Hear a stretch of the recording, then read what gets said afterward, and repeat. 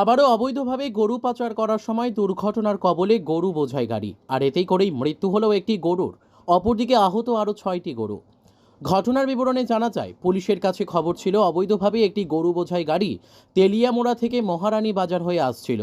তখনই উদয়পুর রাধাকিশোরপুর থানার পুলিশরা সেই গাড়িটিকে ধাওয়া করে তখন গাড়িটি পালানোর চেষ্টা করে।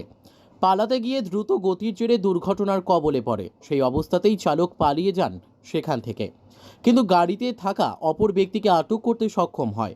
এরপর ওই গাড়িকে আটক করে পুলিশ, উদ্ধার করে গরুগুলিকে।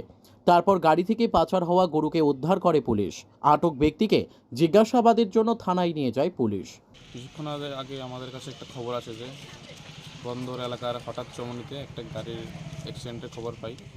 তো তৎক্ষণাৎ আমরা আরকেপুর পিএস থেকে এখানে আসি, দেখতে পাই যে একটি বোলেরো গাড়ি উল্টে আছে, আর 6টা গরু আর টোটাল 8টা গরু এখানে পাওয়া গেল।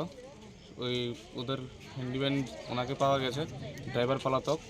তো আমরা সেই ব্যাপারেই তদন্ত করতে এখানে এসেছি। এখন পর্যন্ত 6টা গরু সুস্থ আছে, একটা গরু ইনজিউর্ড, আর একটা গরু দেখে তো মৃত বলেই মনে হচ্ছে।